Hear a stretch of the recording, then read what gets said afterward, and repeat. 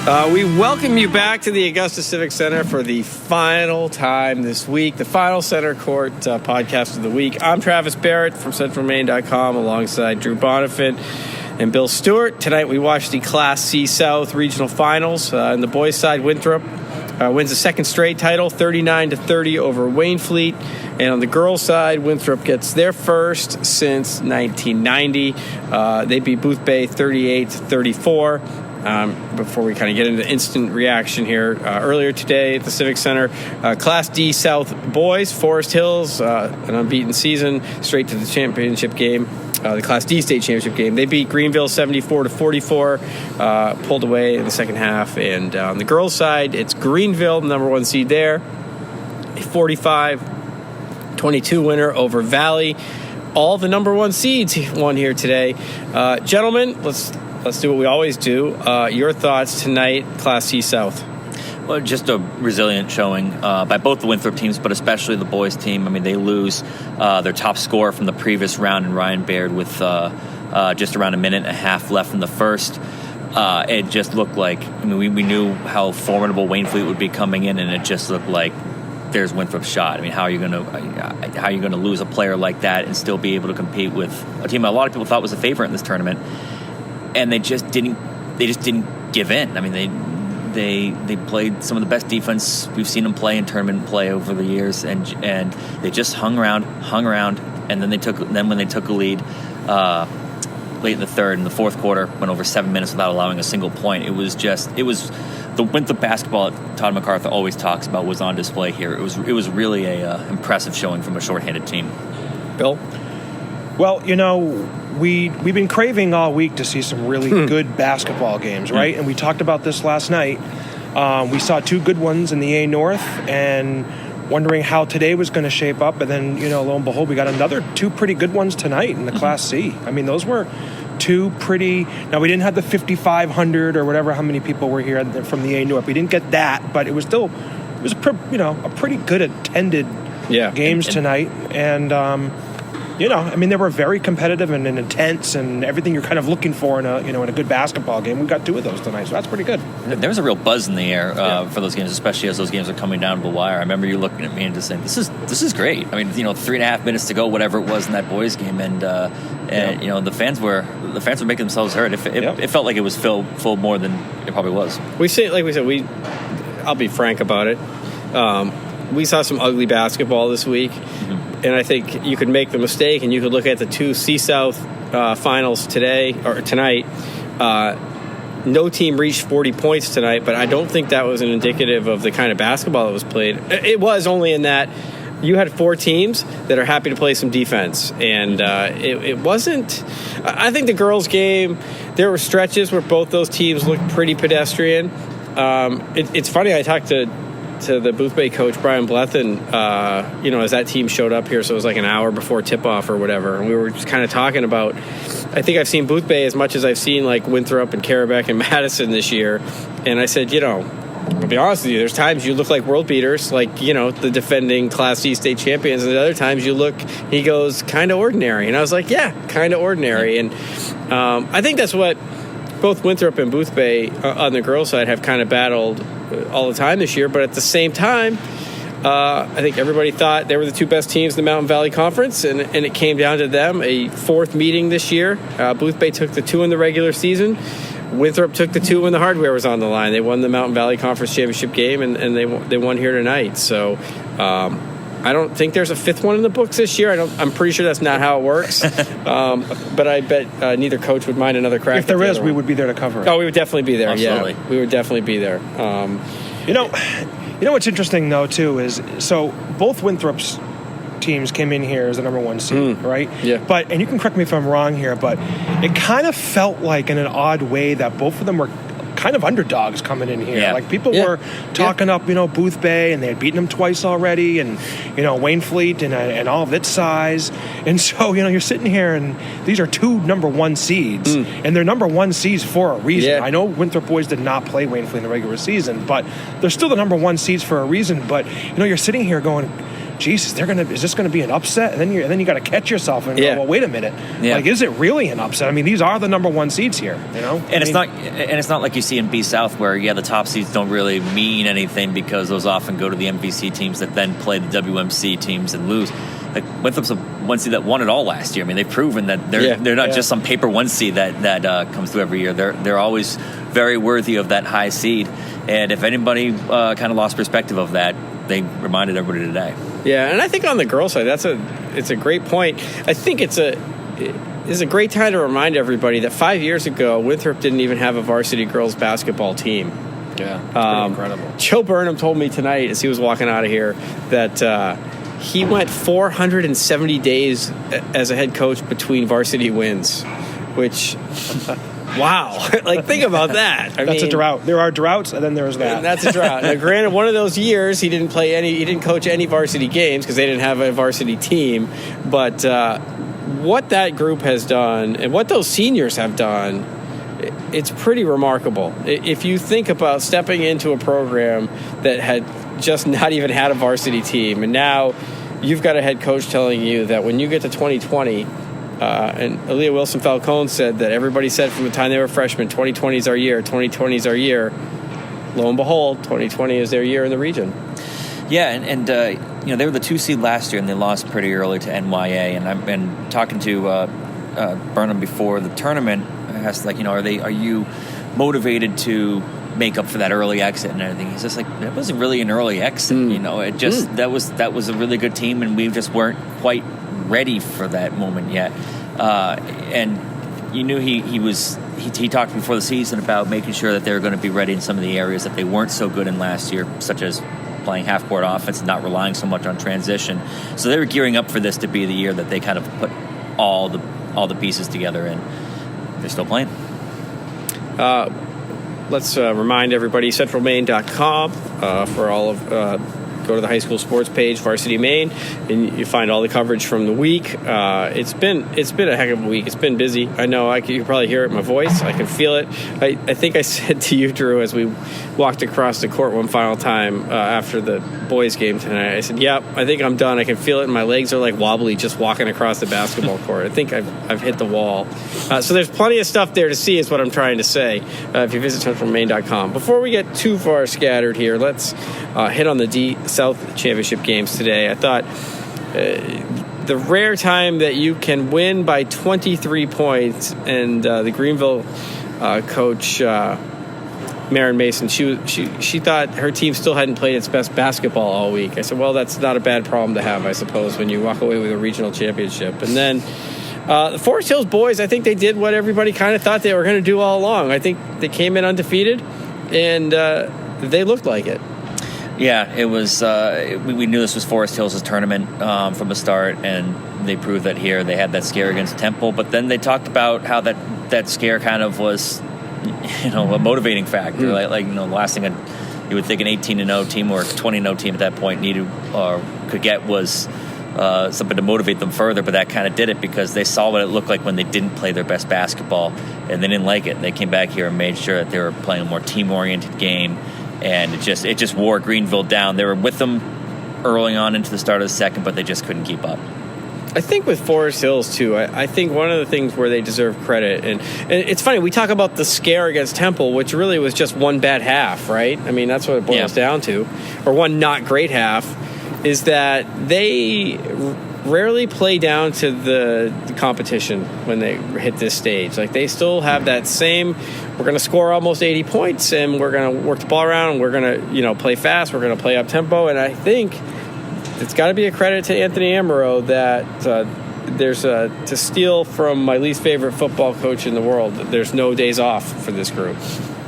Well, yeah, I mean, there's no days off, and I mean, I think a lot of that credit does go to Amaro, and I think you have to play that way, especially in the tournament, just to prepare yourself for that state game, because you don't want to. I mean, this isn't a regular season game here in late December or mid January here. This isn't, this is the tournament, right? So you got to come here, you got to do what you do, and if it means you're going to beat someone by 30, that's just what's going to happen. And this is the tournament, and the last thing you want to do is go into a state game, kind of unsure of yourself a little bit, or how you're going to be able to put together a full game and all that stuff. So I mean, they did. They came here, they did what they had to do. Yeah, his game plan for them is always pretty much the same thing, which is just be the aggressors, be the team that goes out there and sets the pace. You never hear him say something like, "Well, we had to have an answer for number 54 down low," or we really had to make sure that we were ready to play at their pace. They don't look at it that way. They say, "We dare you to keep up with us." Yeah, and that's a great point. That's always. And I talked to him. Yeah, just asked him today, what were you looking for about Greenville or something like that? He just said, "No, we just want to, we just want to come out and be aggressive." That's it. That's it. Let's just be what we are from the start of the game. Granted, in Class D, you're probably afforded that luxury more than you would be if we move higher up the levels, right? I think you got to be a little more aware of matchups and other teams. If you talk about like Coney Hamden boys last night, or even we talked about Winthrop boys, their semifinal win over North Yarmouth Academy, and I think Todd was. I don't ever know that Todd knows how to truly be disingenuous, but I don't think he was playing all his cards either when he said, we didn't really worry about DeAndre King. We just had somebody to buy. He probably did a little bit more than that, and that's fine. I just think you have to worry a little bit more about matchups. But the situation Forest Hills is in, I think you guys are 100% right. They can just say, you come beat us at our game. And so far it's been pretty successful over the last few years. I mean, I would think with going back to that Winthrop point that you said, he probably had more of a plan for Dominic Campbell of Waynefleet, to like more of a plan centered around that guy today than he did for DeAndre King, because against NYA he knew he had the better team overall. Yeah. He knew he could just by playing good team defense, we'll be able to get by them. This time he probably wasn't. Maybe he wasn't. I didn't hear about. He may have not been so sure about that. Yeah. We're more evenly matched, so we do need to make sure that we keep this guy in check, because if we don't, that's going to be the tipping point, and we're probably not going to be able to beat them. I think one important note off of that game for me is that Todd had said Winthrop had never beaten Waynefleet in the tournament, and they wanted to check that off their box, and they did. And I think on the girls' side, I think one important note is that when Winthrop struggled through the first 2.5 quarters to find anything that was good beyond looking at the scoreboard and not being blown out, Aaliyah Wilson-Falcone had 10 points in the first half and kept Winthrop in the game. And I think those are two things that can get overlooked in the shuffle, right? Winning regional championships and celebrating big performances, celebrating sophomore Lydia Rice making 2 free throws with her hands shaking and feeling like she was going to pass out from nerves. Her words, not mine. I think those are a couple of things that don't want to get lost. Let me ask you guys, these 2 games tonight in Class C South, do you have an unsung hero or an overlooked point kind of in the big picture? Unsung hero for the Winthrop boys, I think, is Gavin Perkins. He was often asked to handle the ball against, tightening Waynefleet pressure. He's not a big scorer for the team usually. So it's not like he's Bryce Lozier or Simon McCormick, like you were saying yesterday, a guy who's so used to having the game in his hands at all times. Yeah. But he had to have some big possessions, make some big passes, adjust to pressure, play good defense, his steal and score, put Winthrop ahead to stay. Yeah. And he played big today. He had 8 points, but it was 8 big points. And when you win 39-30, 8 points matter. Yeah, sure does. I don't know. I mean, I think for me, it's not so much unsung or whatever, but I think the most impressive thing about both Winthrop teams is its ability to kind of close out games late, and that's pretty impressive, because because there were some stretches in both games, when if you're a Winthrop fan, you're sitting there going, are we going to be able to turn this on a little bit, or what's this could go the other way, and really they got into that fourth quarter in both games, and they really knew how to kind of close them out. Yeah. Make the big plays when they had to, the big stops when they had to, big free throws when they had to. They just were able to, like I said, just close that out, which is really impressive. I mean, it's impressive. I think it's impressive too with the boys because they've been here and we've watched how they've learned how to do that. I think it's a different kind of impressive with the girls because they've never been in this stage in this spot before, right? But you're right, that's what they did. They closed it out. But it almost felt like they had. Like when you I know, it's so weird. Yeah, you're sitting there going, "Oh, this is a team that's done this a lot," and then you're like, "Well, wait, it hasn't really." So Booth was a team that won it last year. They should have been the ones that had the poise that they were banking on.